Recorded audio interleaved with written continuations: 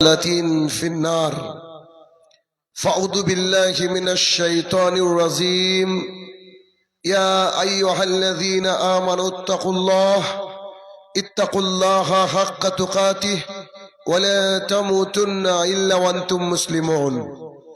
عن أبي هريرة رضي الله تعالى عنه قال رسول الله صلى الله عليه وسلم كل أمتي يدخلون الجنة إلا من أبى. قيل يا رسول الله من أبى؟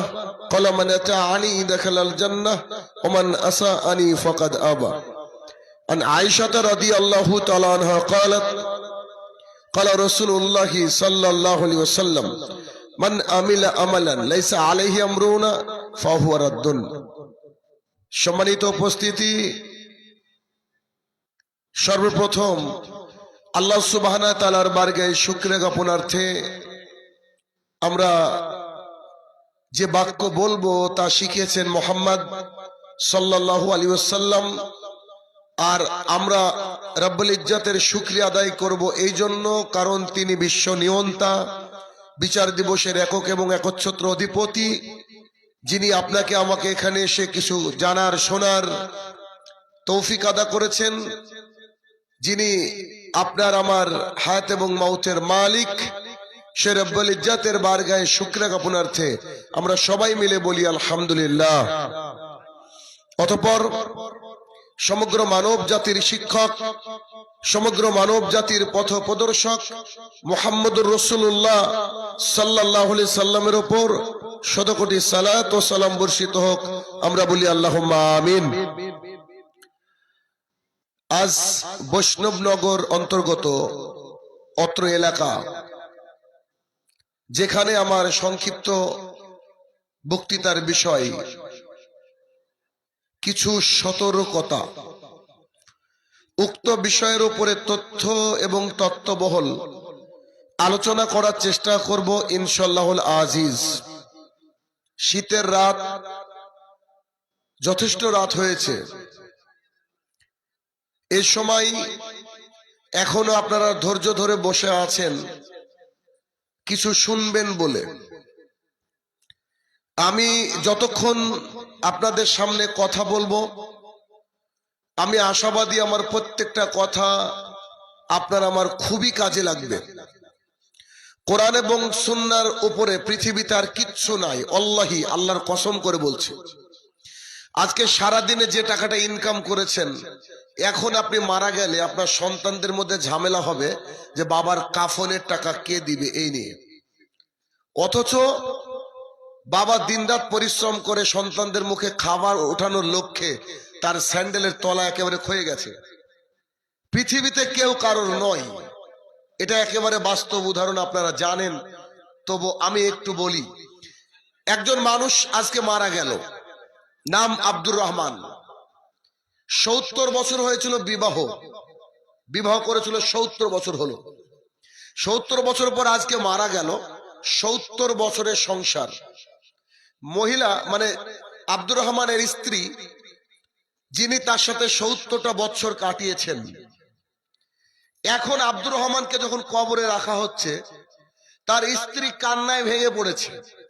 কিন্তু যখন লাশকে ধুইয়ে কাফন পরিয়ে কবরের পর্যন্ত, গোরস্থান পর্যন্ত নিয়ে যাওয়া হয়েছে, তখন সেখানে আসে তো সবাই ফিরে আসছে। কিন্তু ৭০ বছর যিনি একনিষ্ঠভাবে যাকে ভালোবেসেছেন, দিন রাত যার জন্য মেহনত করে খাবার তৈরি করেছেন, দিন রাত যাকে খুশি রাখার জন্য চেষ্টা করেছেন, সে মহিলা সবাই যখন ফিরছে, কবরের পাশে ওই গোলামের দায়িত্ব এবং কর্তব্য হচ্ছে তার মনিবের সমস্ত কথাকে মেনে নেবে। আমরা কার গোলাম? আল্লাহ সুবহানাহু ওয়া তাআলা। তো আল্লাহ তাআলা আমাদের মালিক, তিনি আমাদের সৃষ্টিকর্তা, তিনি আমাদের রিজিক দাতা, তিনি আমাদের বিশ্ব নিয়ন্তা, তিনি আমাদের শ্বাস প্রশ্বাসের মালিক। অতএব তিনি যেভাবে বলবেন আমাদেরকে ওভাবে চলতে হবে। যদি ওইভাবে না চলি, তাহলে কবরে আমাদের অবস্থান খুব ভয়াবহ হবে। এরপরে কিয়ামতের মাঠ আরো বেশি কঠিন হবে, একেবারে ফাইনাল ডেস্টিনেশন হবে জাহান্নাম, যা অতীব ভয়ঙ্কর এবং কঠিন। রাত গভীর হয়েছে, আপনাকে কিছু কথা শোনাবো বলে অত দূর থেকে এসেছি। আজকে আমার আলোচনার বিষয় আমি রেখেছি যে কিছু সতর্কতা। ভাই আল্লাহ কবুল করবে ইনশাল্লাহ। ওকে, কিছু সতর্কতা। কি সতর্কতা? আমরা মুসলমান, আমরা সবকিছু জানি। এখন বর্তমানে SIR চলছে, জানি কিনা? লজিক্যাল ডিসক্রিপেন্সির নামে মানুষকে, মুসলমানদেরকে হ্যারাসমেন্ট করা চলছে ভারতবর্ষের বুকে, পশ্চিমবঙ্গে। এটা জানি। লজিক্যাল ডিসক্রিপেন্সি, বাপরে বাপ কি কঠিন শব্দ, তাও সবারই মুখস্থ। আজকে 2026 সাল, জানুয়ারি মাস, তারিখ সবাই জানেন? জানেন না? আমার সামনে থেকে বলেন তো এটা আরবি কত হিজরি?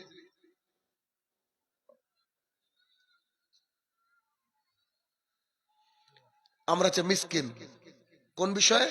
ইলমের ব্যাপারে। আমরা দুনিয়ার সব জানি। লজিক্যাল ডিসক্রিপেন্সি কি কঠিন শব্দ জানি আমরা। SIR এটাও আমরা জানি।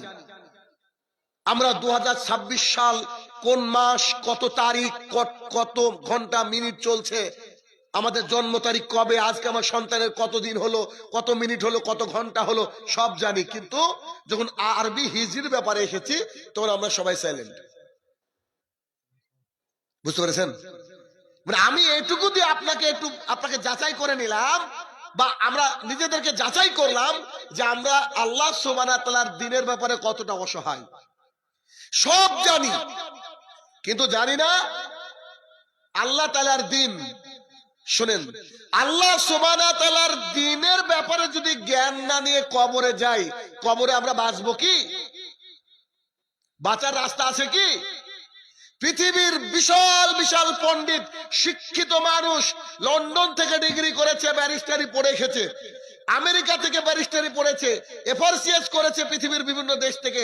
সেই ব্যক্তি যখন কবরে যাবে তখন ফেরেশতা তাকে বলবে, মা হাজা রাজুলাল্লাযী বাইয়ুসাফিকুম, তোমাদের মধ্যে একজন ব্যক্তিকে পাঠানো হয়েছিল, তার ব্যাপারে তুমি কি জানো? ফায়াকুলু, ওই ব্যক্তি সেদিন বলবে, হা হা লা আদরি, হাই হাই আফসোস, আমি উত্তর দিতে পারছি না। অথচ লন্ডন থেকে ডিগ্রি করেছিল, আমেরিকায় পড়াশোনা করতে গিয়েছিল, এলাকার সবচেয়ে বড় নেতা, এলাকার সবচেয়ে বড় মন্ত্রী, এলাকার সবচেয়ে বড় সুসন্তান, কবরে একটা ছোট্ট প্রশ্নের উত্তরে বলবে, আমার ক্ষমতা নেই উত্তর দেওয়া। আসল শিক্ষিত তারা যারা কবরে প্রশ্নের উত্তর বলেন না দিতে পারবে। তাই তো কবি একটা বিষয় উল্লেখ করে বলছেন, একজন মাঝি, মাঝি বুঝেন কিনা? যিনি নৌকা চালান। আকসার ওনারা অশিক্ষিত হন, বেশিরভাগই মানে পড়াশোনা করেন না, গরিব মানুষ, দিন আনে দিন খায়, এমন হয়। শিক্ষিত আছে, বলছি না যে সবাই অশিক্ষিত হয়। এমন একজন মাঝি লুঙ্গি পরে নৌকাতে বসে আছেন, একজন কোটটাই পরা ভদ্রলোক এসে বলছে, ওপারে যাবে? তো জি যাব। উঠেন। তো কিছু কিছু শিক্ষিত মানুষ আছে যারা অশিক্ষিত মানুষকে দেখলে হেয় প্রতিপন্ন করে, আছে না? হেয় প্রতিপন্ন করে। এমনকি বর্তমান জামানায় যাদের মুখে দাড়ি আছে তাদেরকে মানুষ বেশিরভাগই অশিক্ষিতই মনে করে। কত যে বাস্তব প্রমাণ আমার কাছে আছে, মানে দেখলে মনে হয় যে একেবারে পাকা অশিক্ষিত, এরকম মনে করে।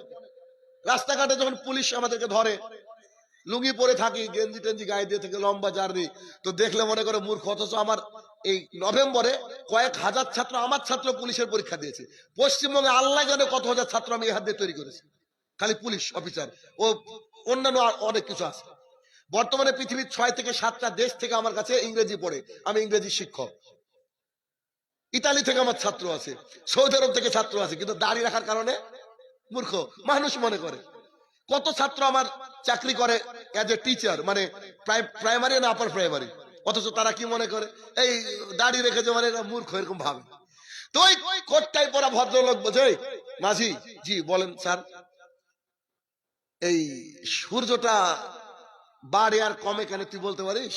তো বলছে, আমি তো রোববারও স্কুল যাইনি, তা আমি কি করে বলবো যে সূর্য কবে বাড়ে আর কমে? ওইভাবে হিসাবই নাই আমার, চাঁদ কবে কমে ছোট জানি না। তো বলছে, তুই কি করলি? তোর লাইফটা তো 4 আনা মিছা, নষ্ট। কি করলি জীবনে? এসে পড়াশোনা করলি না? নিজে পড়াশোনা জানা লোক। একটু পরে বলছে, আচ্ছা নদীতে জোয়ার ভাটা কেন হয় বলতে পারিস? স্যার আপনাকে তো আগে বলেছি, আমি কোনোদিন স্কুলে যাইনি, এগুলো পারি না স্যার, এগুলো জানি না। তো তোর যে মতো আটা নাই মিছারে করলে কি? হঠাৎ করে মেঘ, আকাশটা কালো হয়ে গেছে, মেঘ, উত্তাল একটা হাওয়া নৌকাকে একদম কাঁপিয়ে দিয়েছে, দোদুল্যমান অবস্থা। তখন মাঝি বলছে, স্যার সাঁতার জানেন? তো বলছে, না রে সাঁতার তো জানি না। স্যার আপনি যে 16 আনাই শেষ, বুঝতে পারেননি? আমি না হয় মূর্খ, পড়াশোনা জানি না, সাঁতরে অন্তত কুলে উঠে জীবনটা বাঁচাতে পারবো, কিন্তু আপনার যে 16 আনাই শেষ গো, আপনি যে আমার সাথে নৌকাতে আমার সামনে দাঁড়িয়ে দাঁড়িয়ে মরে যাবেন গো। তো কোন মুসলমান যদি মনে করে, পৃথিবীর কোন মানুষ যদি মনে করে আমরা শিক্ষিত, অথচ কবরের প্রস্তুতি নাই, ওই লোকটা তো ওই শিক্ষিত লোকের মতো যে একটু ঝটকা হাওয়া উঠে নৌকার মধ্যে 16 আনা মিছে। কারণ কি? পৃথিবীর বুকে যত মানুষের জন্ম হয়েছে প্রত্যেকটা মানুষকে কবরে যেতে হবে। শাহনুর রহমান সাহেব ঠিকঠাক বলছেন কি? জি আমি শিক্ষিত মানুষ, ঠিকঠাক বলবো না মানে? আপনার মনে মনে হচ্ছে আরে হিন্দু আবার কি করে কবরে যাবে? জি আল্লাহ সুবহানাহু ওয়া তাআলা কোরআনুল কারীমের মধ্যে বলছেন, আমি ফেরাউনকে আর তার লোকজনকে প্রতিদিন সকাল এবং সন্ধ্যাবেলায় কবরের মধ্যে জাহান্নামের আগুনকে পেশ করি, অথচ আপনি আমি দেখতে পাই ফেরাউন আছে মিশরের তাসকামিয়া প্রদেশে একটা মিউজিয়ামে। জি কবর মানে আপনার আমার বাড়ির পেছনে 3.5 হাত গর্তের নাম নয়। কবর মানে এখন একজন ব্যক্তি মারা গেল, এখন থেকে কিয়ামতের মাঠ পর্যন্ত এর নাম হচ্ছে কবর। তাতে নীলতিমিতে খেয়ে নিক, কামানের খাদ্য হয়ে উড়ে যাক, মাটির মধ্যে দেবে যাক, আকাশে উড়ে একেবারে বাতাস হয়ে মিশে যাক, তবু তার কবর হবে। তার মানে কবর তো হবে হবে, মুসলমানের তো হবে হবে, হিন্দু ইহুদি খ্রিস্টানও বলেন না, বাদ যাবে না। মানে কবর আসতে হবে, আসতে হবে, বিকল্প কোন রাস্তাঘাট নাই। তাহলে কবরে এসে যখন ফেরেশতার প্রশ্নের উত্তর দিতে পারবে না, ওর লন্ডনে পড়াশোনা কি কাজে লাগবে? লাগবে না। এই জন্য বাবার জমি কোথায় কতটুকু আছে, বাবার জমির আল কোথায়, পর্চা কতটুকু, এতটুকু না জানলেও চলে, কিন্তু আগে ইসলাম জানতে হবে। বুঝতে পেরেছেন কি বললাম? আগে কি জানতে হবে বলেন? আগে ইসলাম জানতে হবে। ইসলাম জানা জরুরি। আজ 1447 হিজরি, কি বললাম? 1447 হিজরি, যেমন 2026 তেমন 1447 হিজরি। এই আরবি মাসটার নাম হচ্ছে শাবান মাস। আজ 7 তারিখ, কোন কোন ভাষ্য মতে 8। আচ্ছা এবার আপনাকে বলি এটা কি মাস? শাবান মাস। আমি শুরুতে বলেছি আজকে বক্তৃতার বিষয় হচ্ছে কিছু সতর্কতা। কেন সতর্কতা? সূরা হাসরের মধ্যে আল্লাহ সুবহানাহু ওয়া তাআলা বলছেন, মা আতাকুমুর রাসূলুহু ফাখুযু। এই দুনিয়াবাসী তোমরা শোনো, আমার নবী তোমাদেরকে যা দিয়েছে তা চুপচাপ গ্রহণ করো। আমানাহাকুম আনহু ফান্তাহু, আর যা থেকে তিনি দূরে থাকতে বলেছেন তা থেকে তুমি দূরে থাকো। এটা আল্লাহ তাআলার কমান্ড, আল্লাহ তাআলার আদেশ। রাসূল আমাদেরকে কি দিয়েছেন? মা আতাকুমুর রাসূলু ফাখুযু।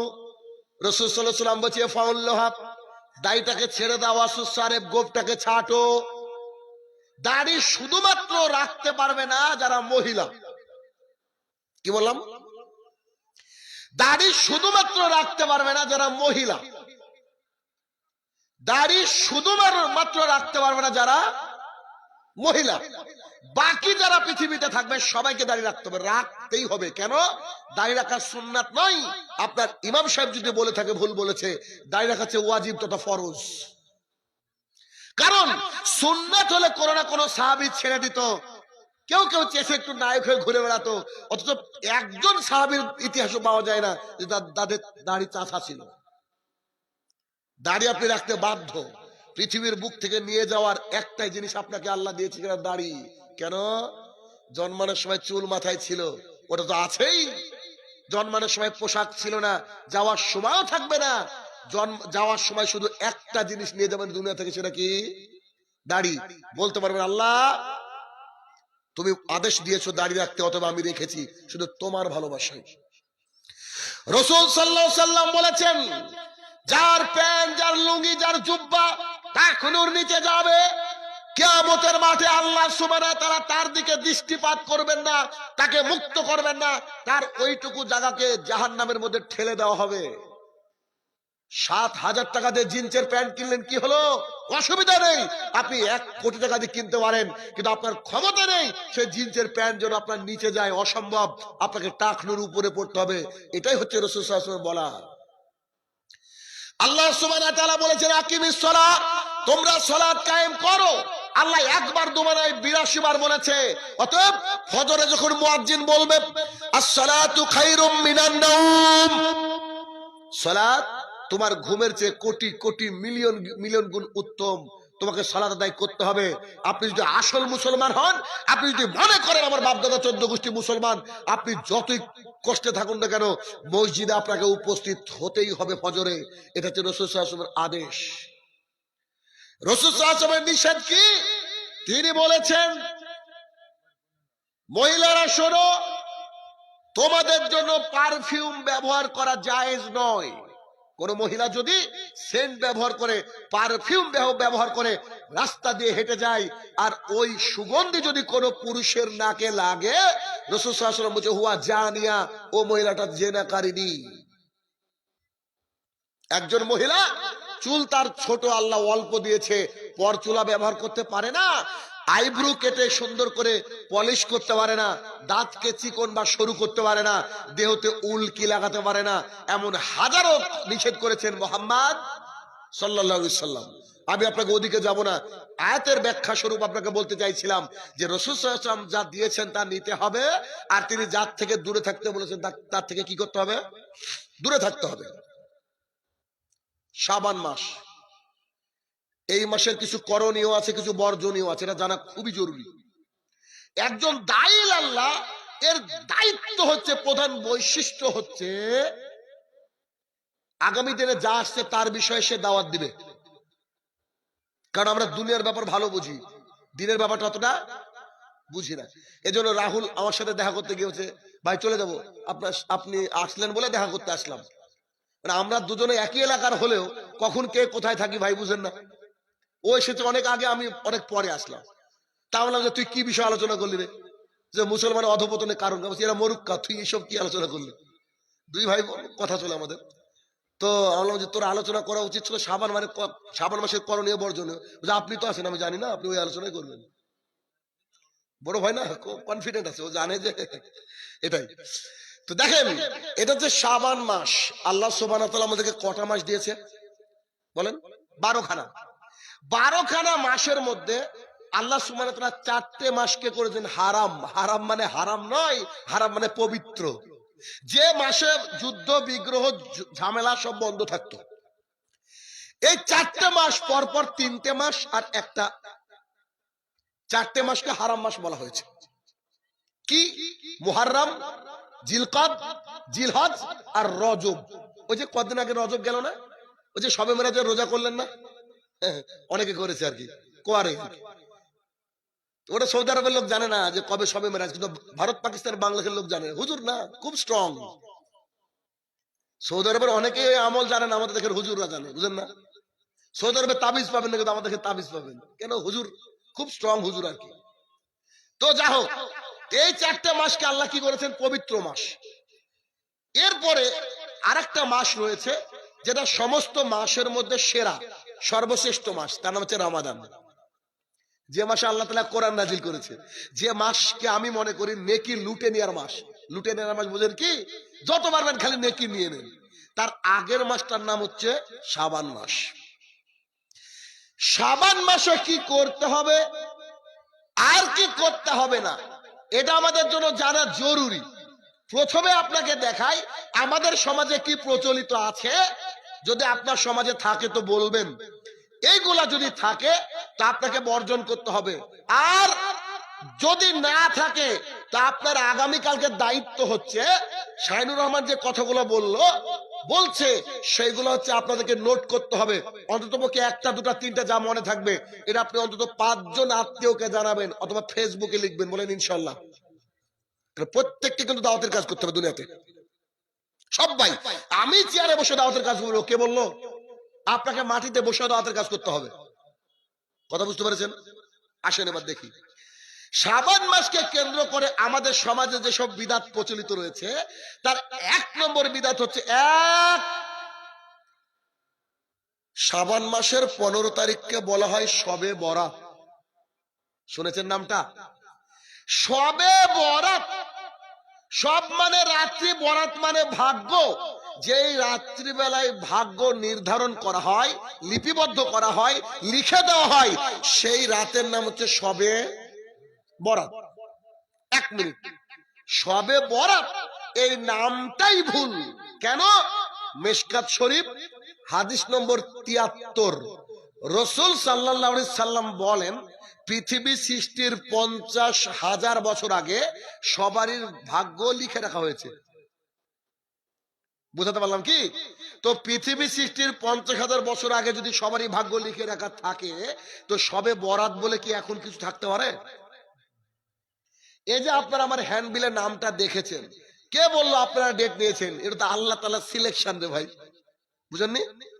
আল্লাহ সুবহানাহু ওয়া তাআলা পৃথিবী সৃষ্টির 50,000 বছর আগে লিখে রেখেছে যে শাইনুর রহমানকে আসতে হবে রশিদ মিস্ত্রি পাড়ায়। আসতেই হবে, কিছু করার নেই, যে কিছু করার নেই, আসতেই হবে।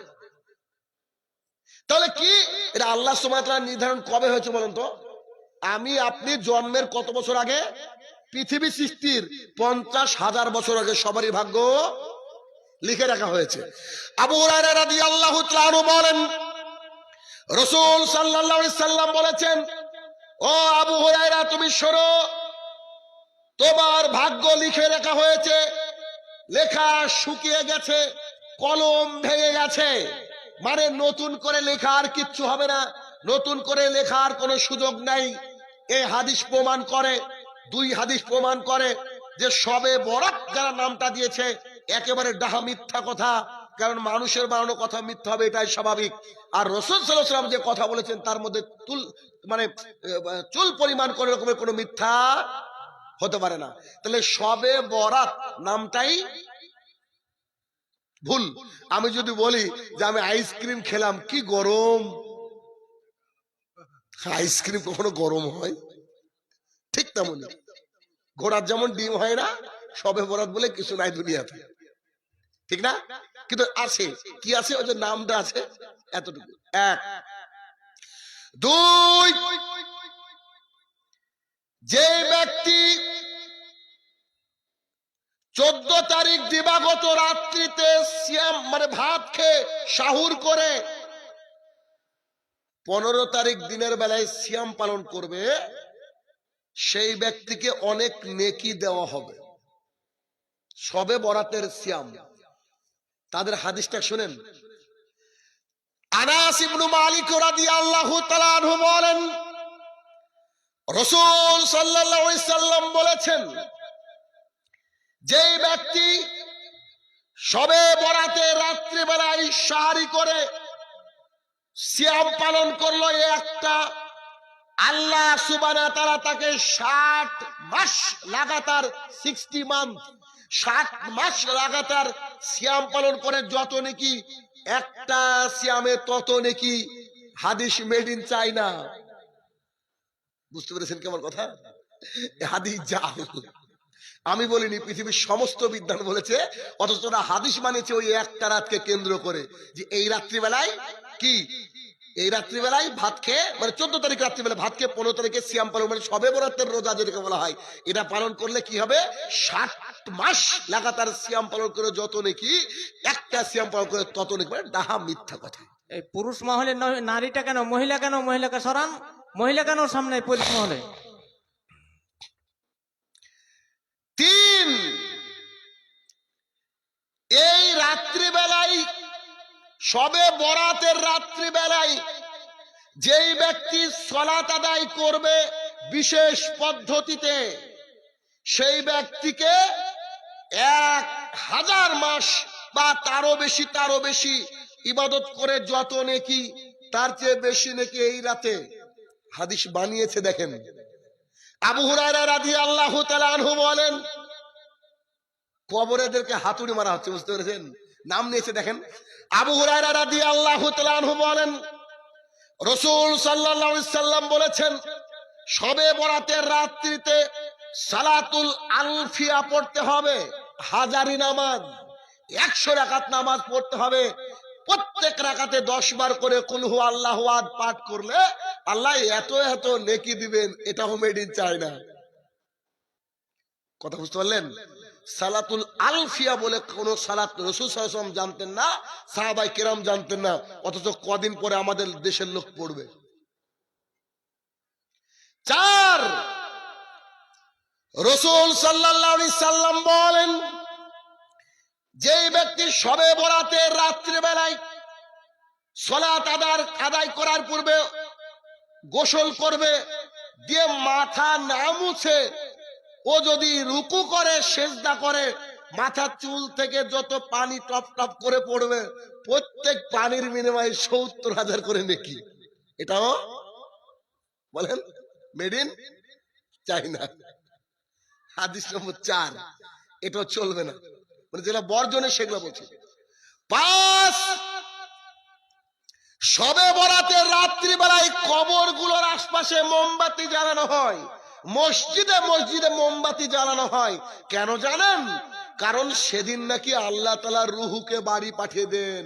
তাই বিধবারা বসে থাকে, আমার স্বামী মারা গেছে গত বছর, এখন আমার সাথে দেখা করতে আসবে। তো রুহু নাকি কবর থেকে উঠে আসতে পারে, আসার নাকি রাস্তা পায় না, এই জন্য মোমবাতি জ্বালায়। এই হিন্দুর দীপাবলিও যা, মুসলমানের শবে বরাত তাই। 6, এই রাত্রিকে কেন্দ্র করে বাড়িতে বাড়িতে হালুয়া রুটির প্রস্তুতি চলে। হালুয়া রুটি, এটার যে দলিল দেবো আপনাকে আমি, আপনি ভাববেন ভাই এতদিন কোথায় ছিলাম, দলিল দেখেন আপনাকে দিই। আচ্ছা, হালুয়া রুটি কেন খাওয়া হয়? বিদ্বানগণ বলছেন, রাসূল সাল্লাল্লাহু আলাইহি ওয়াসাল্লাম উহুদ যুদ্ধ করতে গিয়ে দাঁত মোবারক শহীদ হয়ে গেলেন। জি, গিয়েছে, সত্য কথা। তারপরে তিনি বাড়ি ফিরে এসে বলছে, দাঁতে তো ব্যথা, এখন আমি শক্ত কিছু খেতে পারি না, আমার জন্য একটু হালুয়া বানাও না। আচ্ছা, বানানো হলো। বানানোর পর রাসূল সাল্লাল্লাহু আলাইহি ওয়াসাল্লাম খেয়েছিলেন। এরপরে সেদিন থেকে চালু হলো হালুয়া রুটি। কেন? রাসূল সাল্লাল্লাহু আলাইহি ওয়াসাল্লাম শক্ত খাবার খেতে পেতেন না, তাই তিনি সেদিন হালুয়া খেয়েছিলেন। আর আমাদের এই রশিদ মিস্ত্রি পাড়ার লোকও সেদিন হালুয়া করবে। কেন? রাসূল সাল্লাল্লাহু আলাইহি ওয়াসাল্লামের দাঁতের ব্যথায় তারও যন্ত্রণা তাই। এখানে 3টে কথা বলবো আপনাকে, 3টে কথা।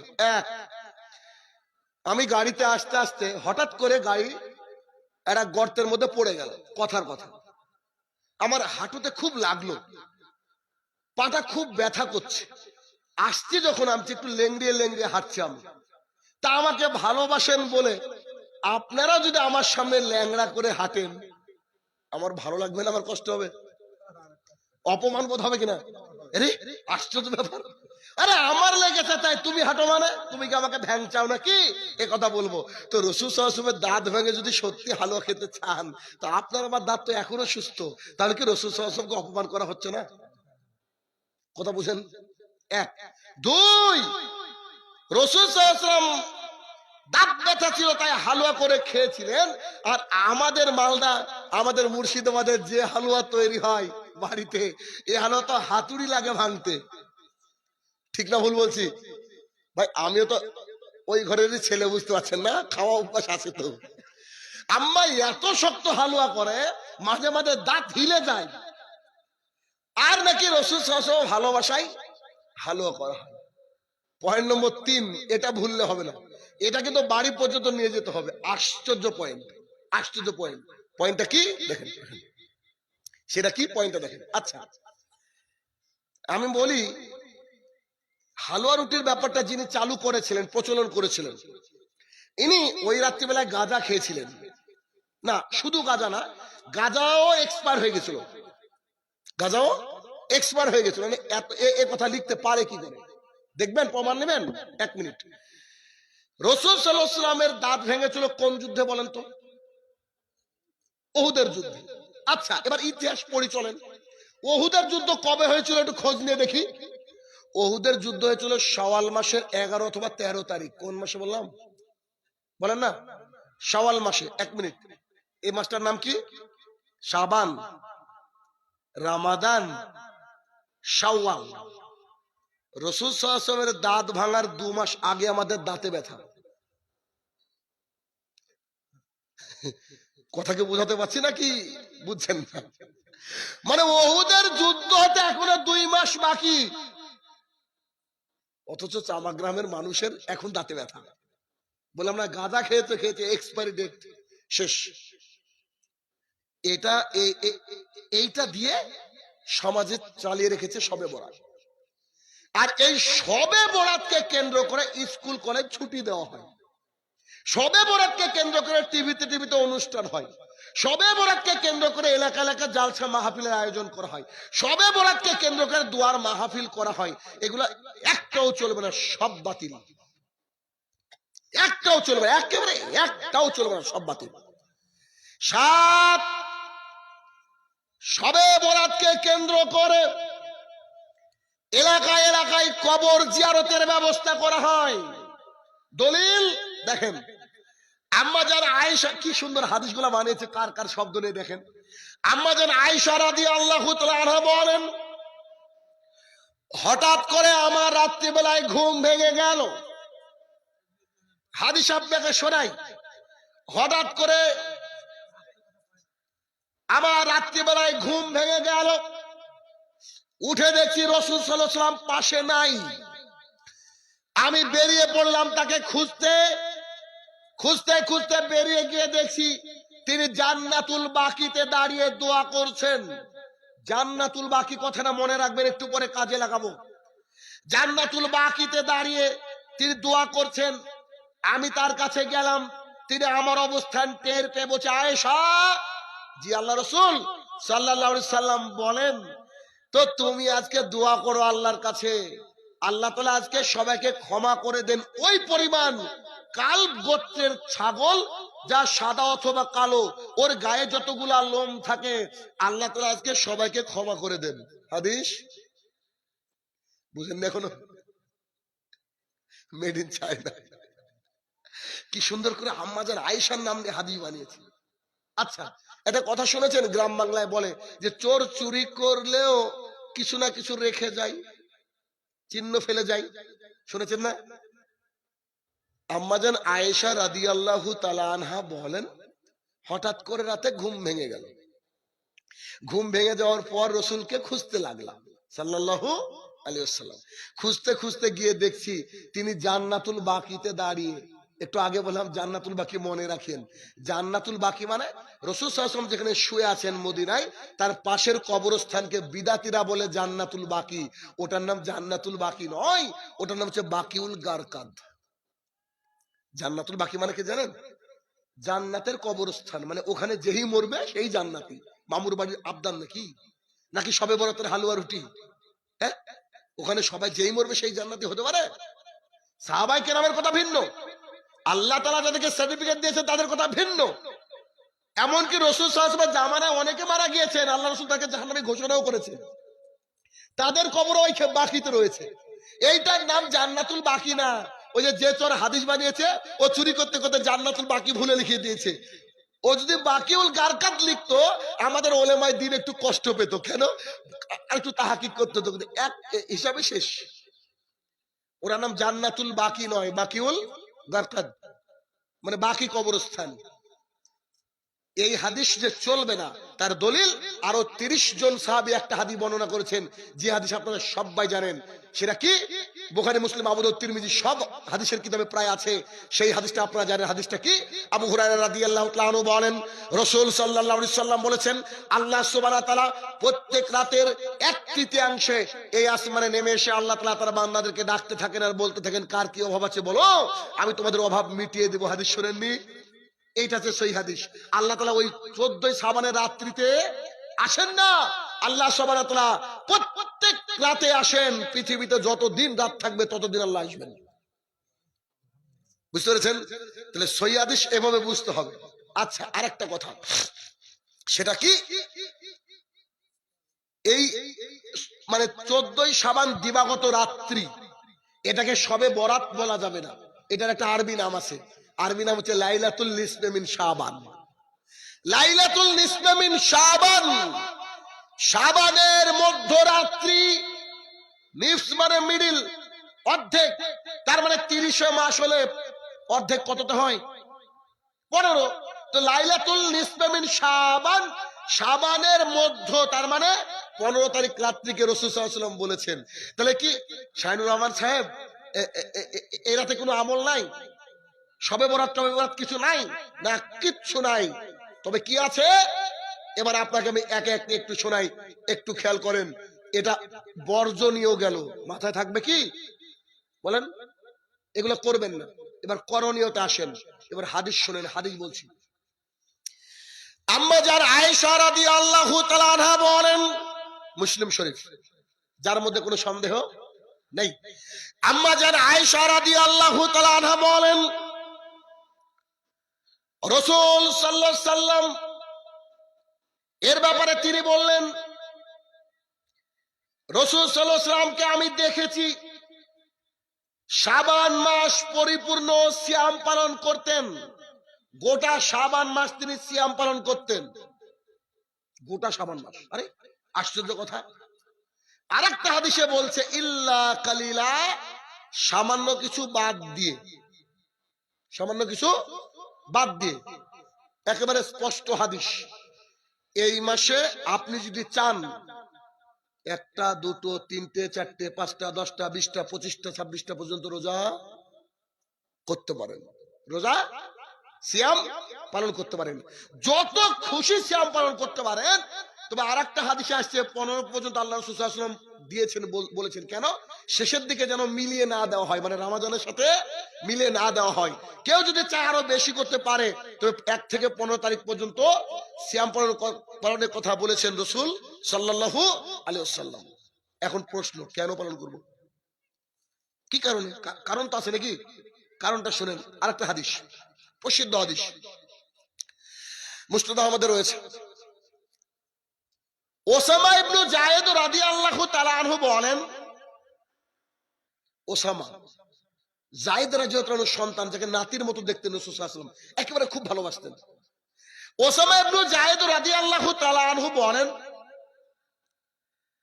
আল্লাহ রাসূল সাল্লাল্লাহু আলাইহি সাল্লাম আপনাকে শাবান মাসে যত রোজা করতে দেখি, সিয়াম পালন করতে দেখি, অন্যান্য কোন মাসে দেখি না, রমাদান ছাড়া। আচ্ছা, আপনি কি বলবেন আমাদেরকে কেন আপনি এ মাসে এত বেশি সিয়াম পালন করেন? উত্তর এবার আমাদের আছে। তখন রাসূল সাল্লাল্লাহু আলাইহি ওয়াসাল্লাম তাকে 2টা উত্তর দিয়েছিলেন। উত্তর নাম্বার 1, তিনি বলেন, এই শাবান মাসটা হচ্ছে অবহেলিত মাস, এই মাসকে মানুষ মূল্যায়ন করে না। তাই আমি মুহাম্মদ সাল্লাল্লাহু আলাইহি ওয়াসাল্লাম চাই এই মাসটাকে একটু মূল্যায়ন করতে। তাই এ মাসে আমি বেশি বেশি সিয়াম পালন করি। কেমন? আপনারা বুঝতে পারেননি, আপনাদেরকে একটু বুঝাবো। এটা কি মাস ইংরেজিতে? জানুয়ারি। এবার আজকে জানুয়ারির 25 তারিখ বললেন আপনি, ঠিক আছে। জানুয়ারির 30 তারিখে আপনার বিয়ে। সবাই মনে মনে করেন আপনি নিজেদের বিয়ে, একটু আনন্দে থাকেন। বাড়িতে একটা আছে তো কি হয়েছে, মনে করেন না। 30 তারিখে আপনার বিয়ে, আর 25 তারিখে আজকে জলসা। জলসার কথা কি খেয়াল থাকবে? বুঝতে পারেন না বোধহয়। অনুষ্ঠান পরপর দুটো, একটা আপনার নিজের বিয়ে আর একটা জলসা। জলসার কথা কি খেয়াল থাকবে? মাথার মধ্যে ঘুরবে না? কি করে প্যান্ডেল করব, কাকে কাকে নেমন্তন্ন করব, কোন পোশাকটা পরবো, থাকবে কি থাকবে না? তো যখন বড় একটা আনন্দ সামনে থাকে, ছোটখাটো আনন্দ কি মাথার মধ্যে থাকে? থাকে না। দেখেন, আমি আমার উদ্দেশ্য কি জানেন তো? যে মানুষকে এমন করে বুঝাবো যেন আমার কথাগুলো বাড়িতে নিয়ে যেতে পারে। এটা আমার উদ্দেশ্য, আপনি বুঝতে পারেন। কেমন? আপনাকে শুরুর দিকে এটা কথা বলেছিলাম, আল্লাহ তাআলা 12টা মাস দিয়েছে, তার মধ্যে 4টে মাসকে কি বলেছিল? হারাম, মানে পবিত্র মাস। তার মধ্যে একটা মাসের নাম ছিল রজব, মনে পড়ছে? রজব মাসটা হচ্ছে হারাম মাস, বিখ্যাত মাস। আর শাবানের পরের মাস কি? রমাদান। ওটা হচ্ছে শ্রেষ্ঠ মাস। একটা বিখ্যাত মাস আর একটা হচ্ছে শ্রেষ্ঠ মাস। আমরা সবাই রামাদানের প্রস্তুতির জন্য রেডি, আর ওইটা হচ্ছে হারাম মাস। এই একটা হারাম মাস আর একটা বিখ্যাত মাস বা শ্রেষ্ঠ মাস, এই দুই মাসের চিপায় পড়ে গেছে শাবান। এই জন্য শাবানকে মানুষ আর মূল্যায়ন করে না। ঠিক আপনার বিয়ের মতো, যেমন জালসাকে মূল্যায়ন করেননি, ঠিক তেমন করে। তো রাসূল সাল্লাল্লাহু আলাইহি ওয়াসাল্লাম বলছে একটা হারাম মাস, সামনে পবিত্র মাস, কোরআন নাজিলের মাস, তো মানুষ ভুলে যায় এই মাসটা ইবাদত করতে। তাই আমি চাই আল্লাহর এই মাসটাতে একটু বেশি বেশি করে ইবাদত করতে। তাই আমি মুহাম্মদ সাল্লাল্লাহু আলাইহি ওয়াসাল্লাম এই মাসে বেশি বেশি সিয়াম পালন করি। এই মাসে বেশি বেশি সিয়াম পালন করবেন কেন? কারণ নাম্বার 1, এই মাসটাকে মূল্যায়ন করে না পাবলিকে। কথা কি বুঝতে পেরেছেন? পালন করা যাবে কি? সিয়াম পালন করা যাবে নাকি? ইনশাআল্লাহ। ওকে, point number 2, which is too important, এটা খুবই গুরুত্বপূর্ণ। রাসূল সাল্লাল্লাহু আলাইহি ওয়াসাল্লাম বলেন, শোনো, আল্লাহ সুবহানাহু ওয়া তাআলার কাছে এই মাসে সারা বছর আমি কি করেছি তার বাৎসরিক রিপোর্ট জমা হয়, ফাইনাল রেজাল্ট হয়। সারা বছর আমি কি করেছি তার বাৎসরিক রিপোর্ট ফেরেশতারা আল্লাহকে দেয়। আল্লাহ, এই যে মুহাম্মদ সাল্লাল্লাহু আলাইহি ওয়াসাল্লাম সারা বছর কি করেছে দেখেন তো, দেখেন তো, দেখেন তো। তো রাসূল সাল্লাল্লাহু আলাইহি ওয়াসাল্লাম বলছেন, আমার রিপোর্ট যখন আল্লাহর কাছে দেখানো হবে, আমার রিপোর্ট যখন আল্লাহর কাছে পেশ করা হবে, আমার আল্লাহ দেখুক যে আমি তার বান্দা সিয়াম অবস্থায় আছি। সুবহানাল্লাহ বিহামদি। আরেকটু বুঝাই, 1 মিনিট। আমি বললাম 5 জন ভাইকে, এই শোনেন, এই মাঠটাকে একটু ভালো করে ক্লিন করতে হবে, পরিষ্কার করতে হবে, ফাঁকি দেওয়া চলবে না। আপনি ক্লিন করছেন, একটু রেস্ট নিচ্ছেন, আবার ক্লিন করছেন। আমি হঠাৎ ওদিক থেকে এসে দাঁড়িয়ে আছি, এসে দেখছি আপনি সুন্দরভাবে কাজ করেছেন। আগে কিন্তু 3 ঘন্টা ফাঁকি মেরেছেন, কিন্তু দেখছি সুন্দরভাবে কাজ করছেন। আমার মনটা ভালো লাগবে না? লাগবে না? কেন? আপনাকে কাজ করা অবস্থায় দেখছি। রাসূল সাল্লাল্লাহু আলাইহি ওয়াসাল্লাম কি চাইছেন? যে আমার যখন রিপোর্ট পেশ করা হবে আল্লাহ দরবারে, আল্লাহ দেখুক যে আমার বান্দা মুহাম্মদ সাল্লাল্লাহু আলাইহি ওয়াসাল্লাম কি করছে, দেখি তো, দেখি তো, দেখি তো। আরে রে বাপ রে বাপ, ও রোজা আছে, রোজা আছে, সিয়াম পালন করছে, মাশাআল্লাহ মাশাআল্লাহ। আল্লাহ তাআলা খুশি হয়ে যাবেন। কথা বোঝা গেল? এবার কবে রিপোর্ট পেশ করা হয় এটা কেউ জানে না, কিন্তু এ মাসে পেশ করা হয়। এখানে দাঁড়িয়ে আপনাকে 3টে কথা বলবো। সেটা কি? আল্লাহ তাআলার কাছে 3 বার রিপোর্ট যায়। কবার? 3 বার, খুব সতর্কতার সাথে। 1, প্রতিদিন আল্লাহর কাছে ফেরেশতারা রিপোর্ট পেশ করে সন্ধ্যাবেলায় আর ভোরবেলায়। সন্ধ্যাবেলায় আর ভোরবেলায়। যে ব্যক্তি মাগরিবের সালাত আদায় করেছে, এশার সালাত আদায় করেছে, শুয়ে পড়েছে, ফজরে উপস্থিত হতে পারেনি, আল্লাহ তাআলার কাছে ওই ব্যক্তির নাম কাটা, সারাদিন 24 ঘন্টার বাতিল। কথা বুঝতে পেরেছি? যে ব্যক্তি মাঝে মাঝে একটু এদিক ওদিক করেছে, ঠিক আছে, আসরটা একটু দেরি করে পড়েছে, জোহরটা একটু সামথিং এদিক ওদিক হয়েছে, কিন্তু মাগরিব ইশার ফজরকে মেইনটেইন করেছে, ফেরেশতা দেখেছে এর উপরে মাগরিবে তো উস্তাদ হাজির, ফজরেও হাজির। আল্লাহ কাছে গিয়ে বলছে শাহিনুর রহমান প্রেজেন্ট, আব্দুর রহমান প্রেজেন্ট, আর তারপর হচ্ছে কারি সানাউল্লাহ সালাফি সাহেব প্রেজেন্ট। কখন প্রেজেন্ট করছেন? যদি দেখছে ফজরে আর মাগরিবে উপস্থিত। মাঝে আপনি এদিক ওদিক করলেও চলবে, তাই বলে আমার নামাজ কাজা করিয়েন না, নষ্ট করিয়েন না, কথার কথা বলছি। তাহলে ফজরে যারা আমার উপস্থিত হতে পারেনি, তার রিপোর্ট আল্লাহর কাছে কি যায় গো? ওর খাতা কি নাম থাকবে? তা আপনি এসআইয়ের জন্য কি দড়িয়ে বেড়াচ্ছেন কেন? আল্লাহর খাতায় এমনি এনআরসি, আপনি বুঝেননি? আপনি আমি না, আমি বললেও ভুল হবে। আপনি আল্লাহর খাতায় এনআরসি, কারণ ফজর আপনাকে উপস্থিত হবে যে কোনো মূল্যে। পৃথিবী ধ্বংস হচ্ছে, মসজিদে হাই আলাস সালাম বলে মাইক ভেঙে পড়েছে, তাও আপনাকে মসজিদে উপস্থিত হতে হবে, কারণ ফেরেশতার কাছে আপনাকে ওই নাম লিখাতে হবে আল্লাহর কাছে পেশ করার জন্য। রিপোর্ট 3 বার পেশ করা হয়। 1, প্রতিদিন মাগরিব আর সন্ধ্যার সকালবেলা। কথা ক্লিয়ার? 1। 2, প্রত্যেক সপ্তাহে 2 বার, 2 দিন রিপোর্ট পেশ করা হয়, সোমবার আর বৃহস্পতিবার। এই জন্য রাসূল সাল্লাল্লাহু আলাইহি ওয়াসাল্লামকে জিজ্ঞাসা করা হলে তিনি বলেন, আল্লাহ তাআলার কাছে রিপোর্ট পেশ করা হয় সাপ্তাহিক। আমি মুহাম্মদ সাল্লাল্লাহু আলাইহি ওয়াসাল্লাম চাই আমার আল্লাহ দেখুক। যখন তার কাছে রিপোর্ট জমা দেওয়া হবে তার বান্দা রোজা আছে, সিয়াম আছে, তাই আমি সোমবার আর বৃহস্পতিবার সিয়াম পালন করি। 3, গোটা বছরের রিপোর্ট পেশ করা হয় এই মাসে, শাবান মাসে। আমি চাই আমার মাবুদ দেখুক যে আমি সিয়াম অবস্থায় আছি, যখন আমার আমলনামা তার সামনে পেশ করা হচ্ছে, রিপোর্ট পেশ করা হচ্ছে। তাহলে রিপোর্ট 3 বার পেশ করা হয়। কথা কি বুঝতে পারলেন? সাপ্তাহিক, সরি দৈনিক, সাপ্তাহিক আর বাৎসরিক। আচ্ছা, এবার শাহরুর রহমান সাহেব, তো এই যে শবে বরাত, শবে বরাত, শবে বরাত, এগুলো আসলো কি করে? শেখ নাসিরউদ্দিন আলবানী বিন বাজ রহমতুল্লাহ থেকে শুরু করে সমস্ত জুমহুর উলামায়ে কেরাম, মুহাদ্দিসিনগণ, তিনারা বলছেন যে এই শবে বরাতকে কেন্দ্র করে যত হাদিস এসেছে বেশিরভাগই জয়ীফ অথবা জাল, মওযু, চলবে না। একটা হাদিসকে টেনে হিসড়ে নিয়ে আসা হয়েছে যেটা হাসান পর্যায়ের হাদিস। জানেন, হানাফি ভাইরা সারা বছর একজন আলেমকে গালি দেয়, তার নাম হচ্ছে শেখ নাসিরউদ্দিন আলবানী রহমতুল্লাহ আলাইহি। তাকে বলে ঘড়ির মিস্ত্রি, ঘড়ির মেকানিক, ইত্যাদি ইত্যাদি বলে গালি দেয়। আর তারা আবার এই হাদিসটাকে পেশ করে, তিনি সহি বলেছেন, এই হাদিসটাকে পেশ করে বলে যে শবে বরাত জায়েজ। ওই হাদিস আমি শোনাবো, আপনাদেরকে চাপ নেই, আপনারা আমাকে ব্যাখ্যা দিবেন, বিশ্লেষণ করবেন, আপনাকে আমি শোনাবো। দেখেন হাদিসটা ভালো করে মনোযোগ দিয়ে শুনবেন। আবু হুরায়রা রাদিয়াল্লাহু তাআলা আনহু বলেন,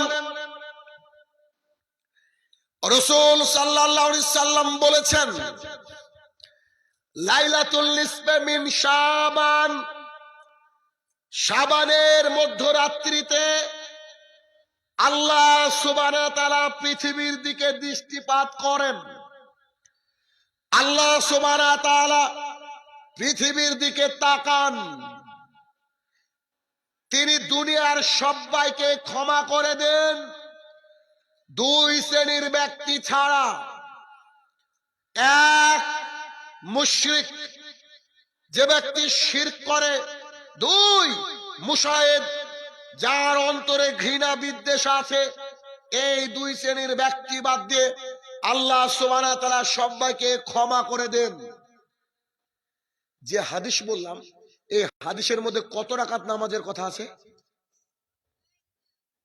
কোন নামাজ পেলেন? পেয়েছেন? রোজা, দান, সাদাকা কিছু পাননি, তাই না? আবার শুনেন, লাইলাতুল নিসফে মিন শাবান, এই যে হাসান হাদিস, ব্যাখ্যাটা কত সুন্দর, এটাও কত সুন্দর শব্দটা। শবে বরাত বলতে পারতেন তো, তাহলে তো জয়ী হয়ে যেত হাদিস। শবে বরাত বলেনি, কি বলেছে? লাইলাতুল নিসফে মিন শাবান, শাবানের মধ্য রজনী। আল্লাহ তাআলা কি করেন? পৃথিবীর দিকে তাকান, আল্লাহ সবাইকে ক্ষমা করেন। কাকে? সবাইকে। কোন সালাত লাগবে না, সিয়াম লাগবে না, দান লাগবে না, সাদাকা লাগবে না, সবাইকে ক্ষমা করেন।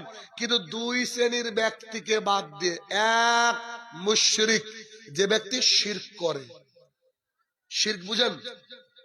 ওই যে আপনার স্ত্রীকে নিয়ে আপনি ফলের দোকানে গিয়েছেন, আপনার স্ত্রী বলছে 1 কেজি আপেল দেন, 1 কেজি কমলা দেন, আর 10টা কলা দেন। কলা যখন দিচ্ছে, একটা কলার সাথে আরেকটা কলা লেগে আছে, কি বলেন ওটাকে? জমজ কলা বলেন। জমজ কলা আছে, আপনার স্ত্রী হাতে নেওয়া মাত্র আরে ছিচি ছিচি করেছেন কি, করেছেন কি? আরে আপনি জমজ কলা দিলেন মানে এটা কি খাওয়া যায় নাকি? তখন দোকানদার বলছে, না আমি তো বুঝি না, খাওয়া যাবে না কেন? তো বলছে যে আরে এটা খাওয়া যায় না, আপনি কি জানেন না জমজ কলা খেলে জোড়া বাচ্চা হয়? এটা কি শিরক? ড্রাইভার একেবারে দারুণ জায়গায় ব্রেক মেরেছে, তাই আমরা বেঁচে গেলাম। এটা কি? ড্রাইভার ভালো জায়গায় ব্রেক মেরেছে, বাঁচিয়েছে কে? আল্লাহ সুবহানাহু ওয়া তাআলা। হাতে অষ্টাধাতুর আংটি পড়েছে, হাতে তাবিজ পড়েছে, গলায় দাগা বা কোমরে সুতো বেঁধেছে, এগুলো হচ্ছে সব শিরক। আদিনাতে গিয়েছেন, শিরক। আব্বাস সিদ্দিকীর দাদার কবরে গিয়ে চাদর চড়াচ্ছেন, এটাও শিরক। তাহলে যে ব্যক্তি শিরক করলো, সে ব্যক্তিকে আল্লাহ তাআলা লাইলাতুল নিসফে মিন শাবানের রাত্রিতে ক্ষমা করবেন না। তো যে হুজুররা এসব নিয়ে লাফায় তারা তোমার কবরে সেজদা দেয়, তাদের ভাগ্যে কি এই রাতে ক্ষমা জুটবে? জুটবে না। আবার বলছে তাবিজ কেন পরে আছেন, তাবিজ পড়ানো মানে বড় হুজুর দিয়েছে 301 টাকা দাম। হুজুর বলে তাবিজের ফ্যাক্টরি, শিরকের ফ্যাক্টরি। অথচ মুস্তাদ আহমদ 4 নম্বর খন্ড 256 নম্বর পৃষ্ঠা রাসূল সাল্লাল্লাহু আলাইহি ওয়াসাল্লাম বলেছেন, মান আল্লাহ তামিম ফাকাদ আশরাকা, কোন ব্যক্তি কোন কিছু ঝুলায় সে ব্যক্তি শিরক করলো। তাবিজ আছে এলাকায়? হ্যাঁ, কেউ কেউ বলতে পারে ভাই তাবিজ পড়া শিরক বলছেন, তো ওষুধ খাওয়া কি শিরক নাকি? বলতে পারে অনেক মানুষ। তো তাদেরকে বলবেন ভাই আমরা ওষুধ খাই, প্রেসক্রিপশন গলায় ঝুলাই না, বুঝলেন না? ডাক্তাররা লিখে দিয়েছে গলায় ঝুলান, কি ঝুলান না। তাহলে যে ব্যক্তি মুশরিক, যে ব্যক্তি কবরে সেজদা করে, যে ব্যক্তি পুজো করে, যে ব্যক্তি আল্লাহ ছাড়া অন্য কেউ দিতে পারে এটা বিশ্বাস করে, আল্লাহ সুবহানাহু ওয়া তাআলার রাসূল সাল্লাল্লাহু আলাইহি ওয়াসাল্লাম গায়েব জানে কথা বিশ্বাস করে, রাসূল সাল্লাল্লাহু আলাইহি ওয়াসাল্লামকে হাজির নাজির বিশ্বাস করে, এই ধরনের যারা শিরক করে তাদেরকে ওই রাতে আল্লাহ তাআলা কি করবেন না? ক্ষমা করবেন না। 2, মুশাহিদ। মুশাহিদ কি? যার অন্তরের মধ্যে ঘৃণার বিদ্বেষ আছে তাদেরকে আল্লাহ তাআলা ক্ষমা করে না। এই বিদ্বেষ কাদের মধ্যে বেশি? ওই হুজুরদের মধ্যে বেশি। দেখবেন ওরা উঠে স্টেজে উঠে গালাগালি করে, করে কি করে না? আমাদের এলাকার একটা হানাফি হুজুরও নাই যে হানাফি হুজুর আমাকে রাহুলকে গালি না দিয়েছে। আমাকে তো গালি দেয়, ওকে আবার আরো কঠিন গালি দেয়। মানে অনেকে মনে করে কি জানেন তো, অনেকে মনে করেন যে ও হিন্দু থেকে মুসলমান, আসলে তো ও হিন্দু থেকে মুসলমান নয়, ওর বাবা হিন্দু ছিল বিবাহের আগে, বুঝেন বিষয়টা? তো ওরা যে কটা ভাই বোন কেউ হিন্দু থেকে মুসলমান, ওর বাবা হিন্দু ছিল। তোর বাবা হিন্দু ছিল, তো ওকে আবার মুচির ছেলে বলে গালি দেয়।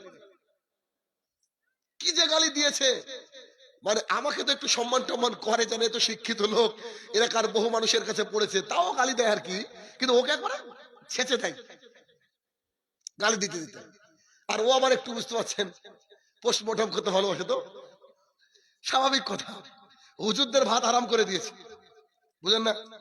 মানে আমি তোকে মাঝে মাঝে বলি, আর কি করে বলি, যে কয়েকদিন আগে ওর মেয়ে হলো, তো আমাকে বললো ভাই এই দিনে প্রোগ্রাম আছে, নাই আসতে হবে, খাওয়া দাওয়া আছে, চলেন। মসজিদে একসাথে হলাম, আমরা খাওয়া দাওয়া করলাম, মানে একই মসজিদের, আমি আবার এক্সিকিউটিভ সেক্রেটারি, ও হচ্ছে সেক্রেটারি, কিন্তু একই মসজিদে। তো ওই মসজিদে আমরা গেলাম। তো এই যে মানে একসাথে আমরা সবসময় থাকি আর কি, প্রোগ্রাম ছাড়া তো একসাথে মিটিং মিছিল যাই হোক আমাদের মধ্যে থাকে। তো এমন কোন অত্যাচার নাই যে আমাদের উপর আসেনি, বুঝতে পেরেছেন কি? মানে এমন কোন অত্যাচার নাই। কেন? ওই যে আমরা তোকে মাঝে মাঝে বলি যে তোর সাথে যদি স্বয়ং ইবলিস আসে ও পারবে না। ডিবেটের ব্যাপারে আমাকে বলি যে তোর সাথে যদি স্বয়ং ইবলিস আসে, আমার বিশ্বাস ও হেরে যাবে। বলে কি করে কনফিডেন্ট? তা আমি তোকে চিনি তো, 10 লাখ টাকার উপরে খালি হিন্দুদের বই আছে আমাদের এখানে, কিতাব 10 লাখ টাকার উপরে। পড়াশোনা কাকে বলে চলেন একবার দেখেন তো। আমরা জেনারেল লাইন থেকে উঠে এসে আপনার এতগুলো হাজার মানুষের সামনে বক্তৃতা দিচ্ছি, বুঝতে পারেন না আমাদের স্টাডি কি? আমাদেরকে মানে মাঝে মাঝে মানুষ বলে পড়াশোনা কদ্দূর, যে এই কথা জিজ্ঞাসা করিও না। হ্যাঁ, আমরা পড়াশোনা করতে করতে এত ঘামি, ওই ঘাম যা ঝরে তুই পানিও খাও না অতটা, বুঝেন না? দিনরাত পড়াশোনা করতে, কিন্তু আমাদের ভয় থাকে কখন কে কোন কোশ্চিন করে, উত্তর তো দিতে হবে, কিছু করার নেই। তো ভাইরা আমার, বিষয় হচ্ছে এইটা যে হক পথে থাকলে আপনার বিরুদ্ধে অত্যাচার আসবে, একবার কনফার্ম থাকেন। যদি অত্যাচার না আসে তাহলে বুঝতে হবে যে আপনার মধ্যে ঘাটতি আছে, কিছু আছে ঘাটতি।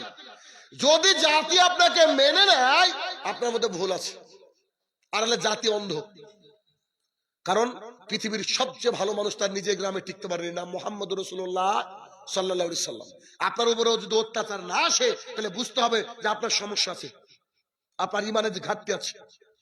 আপনি করেন, আপনি আসেন, আপনি হক কথা বলেন, দেখবেন আপনার শত্রু আপনার পরিবার থেকে হবে, একেবারে আপনার মা বাবা শত্রু হবে। দেখবেন, প্রমাণ নেবেন। যে ছেলেটা 18 বছর বয়স, 14 বছর, 16 বছর বয়স, ও কালকে বাড়ি গিয়ে বলুক যে শাহিনুর রহমান বলেছে দাড়ি রাখা ফরজ, আমি দাড়ি রাখবো, আমি নিশ্চিত আর দাড়ি চাচবো না, ওর মা ওর বিরোধিতা করবে। ও যদি সদ্য বিবাহ করে, ওর বউ ওর স্ত্রী বলবে না না না তোমাকে এখন দাঁড়িয়ে রাখতে দেবো না, দাঁড়িয়ে রাখতে খারাপ লাগবে, তুমি 70 বছর বয়সে দেখো, মানে মালাকুল মত সাদর কন্টা কাছর বোর। এরকম লোক আছে না নাই? কত ভাই আমাদেরকে ফোন করে বলে যে বইয়ের ভয়ে দাঁড়িয়ে রাখতে পারি না। তা বললাম যে আপনি বউ নাকি ও বউ, বুঝলেন না? স্ত্রী ভয়ে দাঁড়িয়ে রাখতে পারে না এমন যুবক আছে না নাই? অবশ্যই আছে। আর মা বাবা তো আছে, যে কলেজে পড়ছে দাঁড়িয়ে রাখবে না, মানে এই দাঁড়িয়ে রাখবে মানে এখন দাঁড়িয়ে রাখবে, দাড়ি লাল মানে কি সাদা। আমার একজন স্টুডেন্ট, সে এখন ডাক্তারি পড়ে, মানে সরকার থেকে চান্স পায় না, নিট ওই যে ই করে। তো বেশ অনেক বছর আগে ওর মাকে বলেছে স্যারকে একবার জিজ্ঞাসা করিয়ে তো, যে সবারই দাড়ি দেখি আমরা সাদা, স্যারের দাড়ি কেন কালো? এত শিক্ষিতা মেয়ে, কিন্তু কোন পরিবারের চিন্তা করেন, ওর সার্কেলটা এমন, ও এত ভালো উন্নত পড়াশোনায়, অথচ ও জানেই না যে দাড়ি কালোই বেরায়, পরে সাদা হয়। বুঝতে পারেননি বোধহয় ভাই, পরিবেশ তো ব্যাপার তো। মানে দাড়ি যে কালো বেরায় ও কোনোদিন দেখেনি, ওর পরিবেশটাই এমন। যাদেরকে দেখেছে বুড়ো বসে দেখেছে কালো, এই সাদা, তো ভাবছো মানে সাদাই সবারই দাড়ি, তো মানে স্যারের কালো কেন? তো আমাকে ওর মা বলছে যে আপনার ছাত্রী কি বলছে জানেন? আমি এই কথা বলছি ইন্না লিল্লাহ, এটুকুও জানো না? তো সত্যি লজ্জা পেয়ে গেছে, বলছে স্যার আমি সত্যি জানি না। পরিবেশ এমনও আছে, পরিবেশ নাই। একটা রেজিস্ট্রেশনের জন্য কোর্টে এসেছে, আমরা কোর্টে, হাফ পাতার শার্ট আছে, প্যান্ট পরনে আছে। তো অনেকে বাইরে থেকে দেখে আমাকে এবার চিনতে পারে না, সময়তে ড্রেস আপ অন্যরকম থাকলে চিনতে পারে না। তো একটা ছেলে দৌড়ে এসে এসে বলছে যে আপনাকে দেখতে শাহিনুর রহমানের মতন। আমাকে বলছে আপনি দেখতে হুবহু শাহিনুর রহমানের মতন। তা আমি বললাম তাই নাকি? তো চাই আপনি তো গলাটাও শাহিনুর রহমানের মতন গলা। বললাম ভাই আমি শাহিনুর রহমান, আসলে ওই দেশে কোনদিন দেখেনি ও, ঠিক আছে, বহরমপুর কোর্টে। তখন ও তো একদম মানে পাগল হয়ে গেছে, বুঝলেন, হ্যান্ডশেক করছে, কোলাকুলি করছে, করার পরে লোকটা চলে গেছে। আমাদের মধ্যে আমরা যে কজন গিয়েছি তাদের মধ্যে দুজন ডাক্তার আছে, খুব উঁচু মানের ডাক্তার। আমি কেউ হয়তো রেকর্ড করছে যাবে কথা, একজন ডাক্তার বলছে এই ওই লোকটাকে তোমার সাথে সাক্ষাৎ করলো, মানে বয়সে বড় তো আমাকে নাও দাও করে, তোমার সাথে সাক্ষাৎ করলো। তার মানে একজন দিনী ভাই, কি বলেছি, দিনী ভাই, ও ডাক্তারি করে, কোটি টাকার মালিক, খুব উচ্চ শিক্ষিত, সব বুঝে। আমাকে বলছে আচ্ছা শাহিন, মানে আপনাকে শাহিন মাস্টার নামে চিনে তো সবাই, Shahin sir, Shahinur Rahman sir, Shahin sir বলে।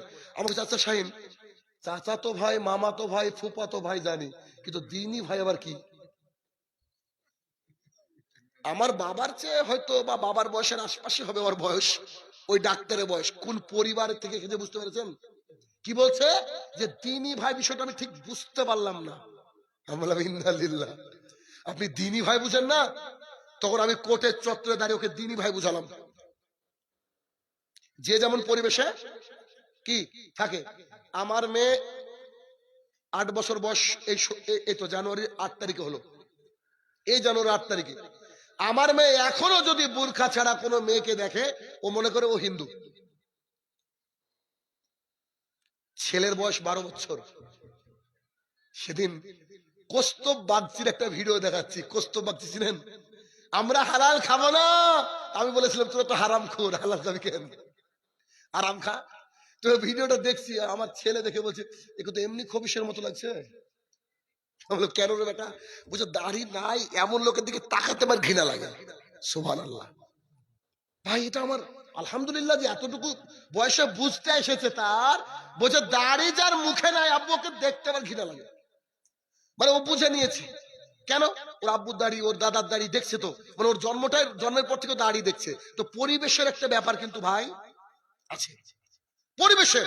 ইভেন আরেকটা উদাহরণ যদি আমি দিই, আমার মেয়েকে নিয়ে বসে আছি, 4 বছর বয়স তার, 4 বছর। তখন একজন ব্যক্তি বিড়ি বের করার সময় একটা আওয়াজ হয় না প্যাকেটের, দোকানের সামনে দাঁড়িয়ে আছি, একজন ব্যক্তি বিড়ি বের করছে, বের করে মুখে ধরেছে, দিয়ে ওর দিকে তাকিয়ে বলছে আপনি বিড়ি খাওয়া হারাম জানেন না? বিড়ি খাওয়া হারাম জানেন না? তাই বলছে। আমার মেয়ের বয়স তখন 4। ওই লোকটা বলছে ঠিকই বলেছিস রে মা, বিড়ি খাওয়া সত্যি হারাম। আমি তাকে দেখছি আমাদের পাড়ায় পাট কিনে বেড়ায় হিন্দু। আমার মেয়ে তোর বুঝেনি ও হিন্দু না মুসলমান, কারণ ওর দাদা খাই না, এক সময় খেত দেখেছে, হারাম বুঝেছে, মানে ও বুঝে নিয়েছে এটা হারাম। বলে তো আমার মেয়েকে আপনি কোনোদিন বিড়ি বানাতে পারবেন? বলেন, ওর সামনে কেউ বিড়ি খাবে এটা আমার বিশ্বাস হয় না, দেখলে হয়তো অপমান করে দেবে। একটা পরিবেশের কিন্তু একটা দাম আছে। আমরা তো অনেক কষ্টের মানুষ হয়েছি আমাদের এলাকায়। আপনাদের এখানে মাদ্রাসা আছে, মক্তব আছে, বড় বড় আলেম রয়েছে যাদের সান্নিধ্যে থাকতে পেরেছেন। আমাদের ওখানে 50 কিলোমিটার মধ্যে কিচ্ছু নাই। এত কষ্ট যে আমরা একটু কোরআনটা শুদ্ধ করবো, দুই ভাই আমি রাহুল, এটাও আমাদের সুযোগ হয়নি। কিন্তু আমি সৌদি আরব থেকে 2012 সালে এসেছি। 2012 সালের আগে আমাদের এলাকার লোক জানতো না যে আমিন জোরে বলতে হয়। কোন জাহেল এলাকা বুঝতে পেরেছেন? উঁচু টুপিওয়ালা এলাকা, বুঝতে পারেননি? এত জাহেল এলাকা। আমরা ঈদের নামাজ পড়তে আসতাম 22 কিলোমিটার দূরে, চিন্তা করেন। তবে যদি কোনোদিন ভাই, আমাদের এলাকাটা খুব দারুণ জায়গা, আমাদের বাড়ি থেকে বাংলাদেশের লোকজন দেখা যায়, বুঝতে পেরেছেন? যদি কোনোদিন জলঙ্গিতে যান, একটা ওয়াক্ত যদি আমাদের এই মসজিদের সুযোগ হয়, যে মসজিদ আমি রাহুল তৈরি করেছি, একটা ওয়াক্ত ভাই নামাজ পড়েন। যাওয়া তো ঠিক নয়। যারা কিছু দিবেন দিয়ে দেন। হ্যাঁ, আলোচনা শেষের দিকে প্রায়, আলোচনা শেষের দিকে যাচ্ছি। যারা কিছু দিবেন তারা দিয়ে দেন। আচ্ছা, তো একটা ওয়াক্ত আমাদের মসজিদে সলাত আদায় করে খালি মানুষের চেহারাগুলা দেখবেন। একজন কেউ টাকুনুর নিচে প্যান্ট পাবেন না। দাড়ি চাষার লোক পাবেন কিনা আমার জানা নাই। পান বিড়ি জর্দা গুল সিগারেট কেউ খায় না। কারুর বউ বুরখা পরে না এমন মানুষ হয়তো জানা নাই। ফজরে 5 কিলোমিটার 4 কিলোমিটার থেকে নামাজ পড়ে। আমার মসজিদে ফজরে 100তে 100 মুসল্লি। ওই মসজিদে আমি খতিব ভাই, খুব কঠিন, আমি নামাজের ব্যাপারে খুবই কঠিন, খুবই কঠিন। কারণ আমার মসজিদে বলেছি, এক ওয়াক্ত নামাজ যদি আমি দেখেছি তুই আসিসনি, তোর জানাজা করবো না, তোকে কুকুরের মতো পুঁতে রাখবো। কারণ সলাৎ ছাড়া আল্লাহর কাছে মুসলমান সে ব্যক্তি হতে পারে না। আজকে সংক্ষিপ্ত সময়ে আপনাকে সতর্কতা করলাম। আমি বারবার কমিটিকে বলছিলাম, ভাইদেরকে বলছিলাম যে আমি রাত 12টার পরে আলোচনা করি না। কেন জানেন? আসলে এগুলো অহংকার বা নয়, কারণ হচ্ছে আপনাদেরকে ঘুমাতে হবে এবং ফজরের সালাত আদায় করতে হবে। কারণ এটা হচ্ছে এসেনশিয়াল। সারা রাত কি করেছেন এটার হিসাব আল্লাহ নিলেও নিতে পারে, না নিলেও নিতে পারে, কিন্তু ফজর জরুরি। আর ফজরের ব্যাপারে যদি একটা কথা বলি তাহলে বুঝতে পারবেন সেটা কি জানেন? আম্মা জান আয়েশা রাদিয়াল্লাহু তাআলা আনহা বলেন, রাসূল সাল্লাল্লাহু আলাইহি ওয়াসাল্লাম বলেছেন, ফজরের পূর্বের 2 রাকাত সুন্নাত সালাত গোটা পৃথিবী একদিকে, আর সুন্নত সালাত একদিকে। সুন্নত সালাতের ওজন বেশি। সুবহানাল্লাহ। কোটি কোটি টাকার চেয়ে বেশি দামি কি ফজরের 2 রাকাত সুন্নাত। পৃথিবীর সবচেয়ে বড় লোক মানুষের নাম কি এখন? Elon Musk. আমাদের দেশের সবচেয়ে বড় লোক মানুষের নাম কি? মুকেশ আম্বানি। তার বড় নাম কি? নীতা আম্বানি। নীতা আম্বানির হাতে কয়েকদিন আগে একটা আইফোন দেখলাম, 430 কোটি টাকা দাম। অনেকে হয়তো বুঝতে পারবে না 430 কোটি কি। এই জৈনপুরে 430 কোটি টাকা যদি দেওয়া হয় সব মানুষগুলাকে, মানে সব মানুষগুলোর মধ্যে ভাগ করে দিলে কিয়ামত পর্যন্ত কাজে যাওয়া লাগবে না। একটা তার হাতে মোবাইলের দাম দেখলাম, আমার কাছে আছে, প্রমাণ লিখে দিয়েছে আমি। 430 কোটি টাকা দাম। অথচ রাসূল সাল্লাল্লাহু আলাইহি ওয়াসাল্লাম বলছে, আমার যে বান্দারা, আল্লাহ তাআলা বলছেন, আমার যে বান্দারা 2 রাকাত ফজরের পূর্বে সুন্নাত আদায় করলো, পৃথিবীতে যত সম্পদ আছে আমি আল্লাহ তাআলা তার অ্যাকাউন্টে দিয়ে দিলাম। তাহলে কিসের নীতা আম্বানি, কিসের মুকেশ আম্বানি, আর কিসেরই বা এলন মাস্ক? সবচেয়ে কোটিপতি আমরা, আলহামদুলিল্লাহ। এটা কোথায় পাবো? কিয়ামতের মাঠে। কিয়ামতের মাঠে। অতএব ভাইয়ের আমার, টেনশনে কোনো ব্যাপার নেই। অতএব একেবারে শেষ প্রান্তে চলে এসেছে আলোচনার, আমি আর আলোচনা করব না। তবে যেহেতু এটা মসজিদ, নামাজ, যেহেতু মসজিদ আল্লাহ তাআলার ঘর, আপনি আমি যা ইনকাম করেছি ভাই, এগুলা আপনাকে আমাকে কবরে দেওয়া হবে না। হবে কি? হবে? হবে না। অতএব আমি শেষ করব, শুধুমাত্র আমার চেয়ারটা সামনের দিকে আগিয়ে নিব। শেষ বৈঠকি দান আপনারা আমার হাতে দিবেন। 1 টাকা 2 টাকা 5 টাকা দিবেন। যদি না থাকে শুধু হ্যান্ডশেক করবেন। হ্যান্ডশেক বুঝেন কি? মুসাফা। আচ্ছা, করলে ফায়দা কি? আবু দাউদের হাদিস, রাসূল সাল্লাল্লাহু আলাইহি ওয়াসাল্লাম বলেছেন, কোন মুসলমান, 2 মুসলমান যদি হ্যান্ডশেক করে, তারা ছেড়ে দেওয়ার পূর্বে আল্লাহ তাআলা উভয়ের গুনাহ ক্ষমা করে দেয়। সুবহানাল্লাহ বিহামদিহি। আসেন আমরা একটু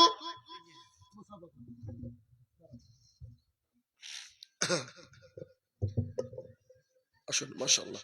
আসুন, আল্লাহুম্মা সাল্লি আলাইহি, আল্লাহুম্মা বারিক আলাইহি। জি, দোকানদার সাহেব 500 মাত্র, ও ফের দেবো তাই বলছে। আচ্ছা ঠিক আছে, আল্লাহ জানে ফেরের সুযোগ দেয় আবার। সালাম, আসেন। ফোন পে ই নাই, নাম্বার নাই? জি মাশাআল্লাহ। আসুন ভাইরা, আলোচনা শেষ, আর আলোচনা করবো না। মা বোনেরা একটু পাঠাবেন, আপনারা যতটুকু পারবেন বেশি বেশি করে দান করবেন। আসুন, জি জি জি জি জি, আসুন আসুন, আপনি 2 টাকা আমরা দিয়ে দেন, আল্লাহ তাআলার ঘর মসজিদে। মাশাআল্লাহ, আল্লাহুম্মা সাল্লি আলাই, আল্লাহুম্মা বারিক আলাই। ভাইরা আমার, একেবারে জলদি জলদি, আপনি না থাকলে অন্তত হ্যান্ডশেক করে দেন আমার সাথে। আপনার আমার উভয়ের গুণ আল্লাহ তাআলা ক্ষমা করবেন। আসুন ইনশাআল্লাহ, তাড়াতাড়ি আসুন ভাইরা আমার। শেষ করবো, অনেক রাত হয়েছে, বহুদূরের রাস্তা আমাকে যেতে হবে, আমার তো ফজর রাস্তায় হবে, বুঝতে পারছেন। আসুন, আল্লাহুম্মা সাল্লি আলাই, আল্লাহুম্মা বারিক আলাই। মাশাআল্লাহ, আল্লাহুম্মা সাল্লি আলাই, আল্লাহুম্মা বারিক আলাই। হে আমার প্রতিপালক, যেসব ভাইরা যে নিয়াতে দান করছে মাবুদ, জানি না কোন হালাতে আছে, তাদের নিয়াত কি, সমস্ত নিয়াত তুমি জানো, তাদের নিয়াতকে তুমি কবুল ও মঞ্জুর করে নিও। অনেকের পিতামাতা কবরে চলে গেছে, সন্তান সন্ততি কবরে চলে গেছে, যারা নাকি হারে রয়েছে মাবুদ, তারা যদি ক্ষমার যোগ্য হয়, তাকে দানের বিনিময়ে তাকে ক্ষমা দান করো, আল্লাহুম্মা আমিন। আসুন ভাইরা আমার, যার কাছে যা আছে, যতটুকু আছে, আল্লাহ তাআলার ঘর মসজিদে দিয়ে যাবেন, কারণ এটাই আপনার কাজে লাগবে আখিরাতে। আল্লাহুম্মা সাল্লি আলাই, আল্লাহুম্মা বারিক আলাই। কারণ রাসূল সাল্লাল্লাহু আলাইহি সাল্লাম বলেন,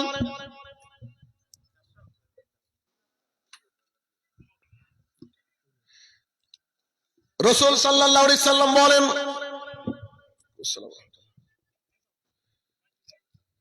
যে তোমার কাছে যদি একটা খেজুর থাকে, অর্ধেক খেজুর হলেও দান করে দিয়ে, দান করে জাহান্নামের আগুন থেকে নিজেকে বাঁচাও। আসুন ভাইরা আমার, আল্লাহ তাআলা বলেছেন, কু আনফুসাকুম আহলিকুম নারা, তুমি বাঁচো, তোমার পরিবারকে বাঁচাও। আজকে আপনি নিজের জন্য দান করবেন, যাদের পিতামাতা মারা গেছে, সবাই আপনাদের পিতামাতা সন্তান সন্ততি মারা গেছে, সবার জন্য দান করবেন। আল্লাহুম্মা সাল্লি আলাই, আল্লাহুম্মা বারিক আলাই। ভাইরা আমার, আসুন তাড়াতাড়ি, মাশাআল্লাহ। আসুন, আলোচনা শেষ।